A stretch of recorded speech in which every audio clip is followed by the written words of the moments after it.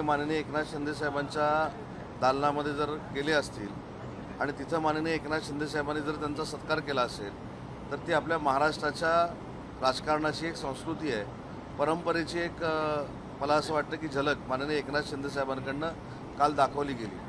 आणि ही संस्कृती माननीय एकनाथ शिंदे साहेब जपत असताना काही लोक ही संस्कृती विसरलीत याची देखील आम्हाला कल्पना आहे। परंतु माननीय पवारसाहेबांचा सत्कार जर एकनाथ शिंदे साहेबांनी त्यांच्या दालनामध्ये केला असेल आणि त्याच्यानंतर ते कॅबिनेटला गेले असतील तर एका ज्येष्ठ नेत्याचा केलेला माननीय एकनाथ शिंदे साहेबांनी तो सन्मान होता।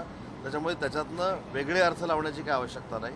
आणि माननीय शरद पवार साहेबांनी म्हणजे ही मला कल्पना नाही आहे, परंतु माननीय शरद पवार साहेबांनी शिंदे साहेबांच्या दालनामध्ये उपमुख्यमंत्र्यांच्या दालनामध्ये त्यांच्या आमदारांना बोलून काही चर्चा केली असेल तर मला असं वाटतं की याच्यामधनं राजकारण काय घडणार आहे असे संकेत लावण्याचे किंवा अशी कल्पना करण्याची काही आवश्यकता नाही। माननीय शिंदे साहेबांनी माननीय शरद पवार साहेबांचा जो त्यांच्या दालनामध्ये सत्कार केला ही म्हणजे महाराष्ट्राची राजकीय संस्कृती आणि परंपरा आहे। साहेब, आपल्या पक्षाचे जे नगरसेवक होते ज्यांनी डॉक्टरांवरती हात उगारला होता त्यांना रमेश पाटलांना अटक करण्यात आली। साहेबांनी त्यांना समज दिली अशा पद्धतीने बघा, पक्षामध्ये एखादा लोकप्रतिनिधी काम करत असताना जे काही पक्षाचे नियम घालून दिलेले आहेत तशा पद्धतीनेच वागणं अपेक्षित आहे। एखाद्या डॉक्टर महिला भगिनीवर हात उगारणं ही काही संस्कृती योग्य नाही, जो प्रकार घडला आहे तो योग्य नाही हे अनेकांनी शिवसेना पक्षाच्या सांगितलेलं आहे, आरोग्यमंत्र्यांनी देखील सांगितलेलं आहे। आणि त्याच्यामुळं जी काही कारवाई पोलिसांनी केलेली असेल तर ती त्या संबंधित प्रकरणाशी संबंधित असेल, परंतु अशा पद्धतीचं वागणं आणि अशा पद्धतीनं रिॲक्ट होणं हे योग्य नाही, हीच आमची भूमिका आहे। पण पक्षाकडनं काही या संदर्भात कारवाई येणार आहे का? कारण इथे शिवसेनेच्या नगरसेवकाकडनंही मारहाण होते आहे, रायगडमध्ये देखील भाजपचा नगरसेवक मारहाण करताना दिसत आहे। कुठंतरी राजकीय संस्कृती माननीय उपमुख्यमंत्री एकनाथ शिंदे साहेबांनी योग्य तो कडक समज त्यांना दिलेला आहे। त्यांच्यावर पोलीस कारवाई होत असताना कुठेही राजकीय हस्तक्षेप केला नाही याचा अर्थ त्यांनी केलेल्या कुठच्याही कृत्याचा पक्ष समर्थन करत नाही। मिसिंग लिंकवरून काल मुख्यमंत्र्यांनी उत्तर दिलेलं आहे आणि जे टीका करतात त्यांना सोडणार नाही असं पण ते म्हणालेले आहे। बरीच ठिकाणी आश्वासन नाही, ते असं बोलले की महाराष्ट्रावर टीका करणाऱ्या लोकांना मी सोडणार नाही। जे टीका करणारे आहेत ते 10 वर्षामध्ये असतील नसतील मला माहीत नाही, परंतु ज्यांनी सिलिंग बांधला ते माननीय एकनाथ शिंदे साहेब आणि देवेंद्रजी फडणवीस यांचं नाव मात्र सिलिंगवर नक्की राहील अशा पद्धतीची भूमिका काल फडणवीस साहेबांनी त्या ठिकाणी मांडली। आणि त्याच्यामध्ये अजून एक महत्त्वाची गोष्ट सांगितली नाना पटोलेंच्या बाबतीमध्ये की नाना पटोलेंसारखी व्यक्ती बाजूला करून ज्या पद्धतीनं काँग्रेसनं नेतृत्व दिलेलं आहे त्याच्यामुळंच काँग्रेस रस्सातळाला जाते हे निश्चित झालेलं आहे।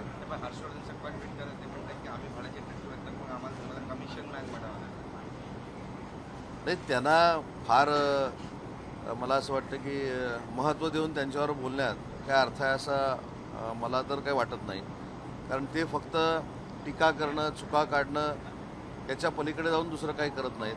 परंतु कालच सभागृहात अजून एक चांगली गोष्ट घडली की माननीय छगन भुजबळ साहेबांसारख्या ज्येष्ठ नेत्याचं कौतुक नाना पटोलेंनी केलं।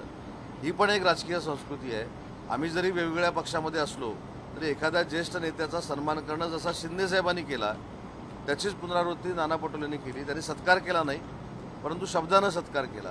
त्याच्यामुळे ही महाराष्ट्राची संस्कृती आहे। उठसूट आपण टीका केल्यामुळं आपल्याला जे ब्रेकिंग मिळतं आहे, टीका केल्यामुळं कदाचित आपला TRP वाढतोय असं ज्यांना वाटतंय आणि जे पूर्वीच्या काही 9 वाजता पत्रकार परिषद घेतात त्यांच्या पावलावर पाऊल टाकून जर पुढे जात असतील तर त्यांना काही राजकीय यश मिळणार नाही आणि त्यांच्या पक्षाला देखील राजकीय यश मिळणार नाही। आप ही के पार्टी के रमेश मराठी हो गया?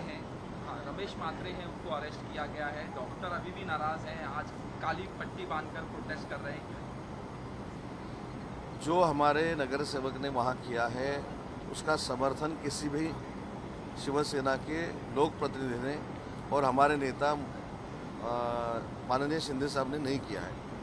शिंदे साहब ने तो उनको कैसा पार्टी का रूल है ये फ़ोन करके बताया है, इसलिए किसी ने भी उनका समर्थन नहीं किया है। पुलिस जो कार्रवाई हुई है उसके अंदर भी पार्टी के किसी की लीडर का भी हस्तक्षेप नहीं है, उनके ऊपर अभी पुलिस कार्रवाई हो गई है।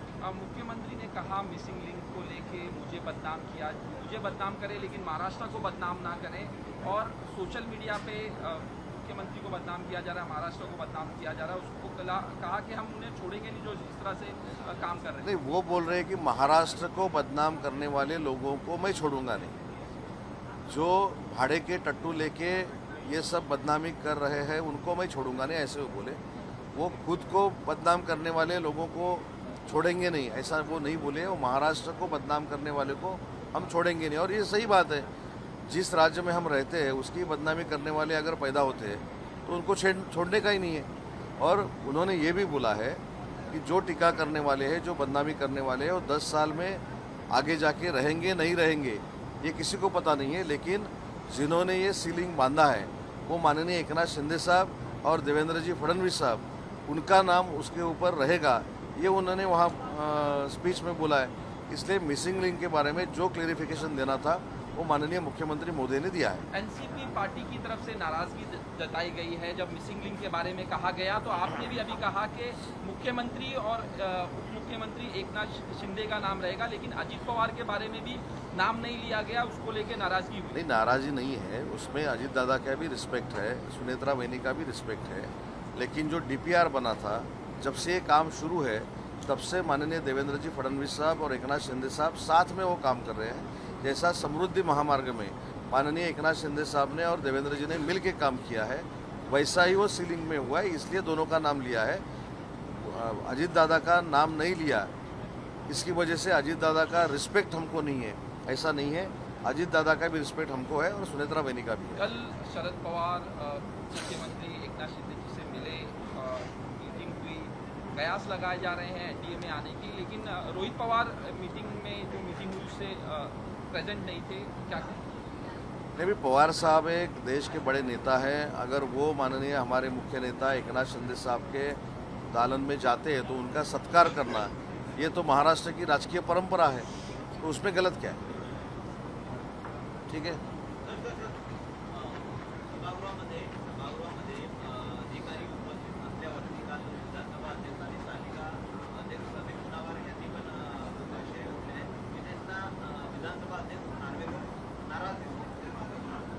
नाही, याचा माझा अनुभव जर तुम्ही विचाराल तर मी 2013ला देखील राज्यमंत्री होतो आणि त्यावेळी अनेक असे दिग्गज जे IAS ऑफिसर होते ते देखील कार्यरत होते। त्याच्यामध्ये सीताराम कुंटे साहेब असतील, निवडणूक आयोगाचे प्रमुख झालेले सहारिया साहेब असतील, त्याच्यानंतर मनुकुमार श्रीवास्तव असतील, त्याच्यानंतर श्रीकांत सिंह असतील, असे ज्येष्ठ फार सिनियर लीडर सिनियर आपले अधिकारी हे त्यावेळी देखील कार्यरत होते।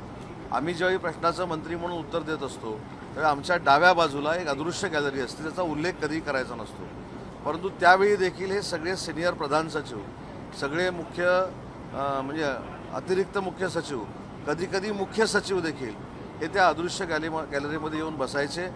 मंत्री महोदय ज्यावेळी उत्तर द्यायचे त्यावेळी त्यांना ते ब्रीफिंग करायचे। पण आता ती प्रथा परंपरा का थांबली मला देखील माहीत नाही।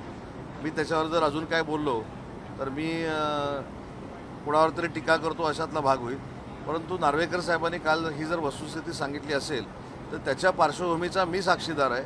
2013ला मी ज्यावेळी राज्यमंत्री होतो आणि अनेक खात्यांचा मंत्री होतो त्यावेळी आमचे सगळे प्रधान सचिव, अतिरिक्त मुख्य सचिव हे त्या अदृश्य गॅलरीमध्ये बसलेले मी बघितलेले आहेत। त्याच्यामुळं मला असं वाटतं की ही एक परंपरा आहे आणि ती जर टिकली तर अजून प्रशासन आणि शासन याच्यातला जो संबंध आहे तो आहे त्याच्यापेक्षा मजबूत होईल। लोकशाही मराठी ऐका, पहा, जागरूक रहा।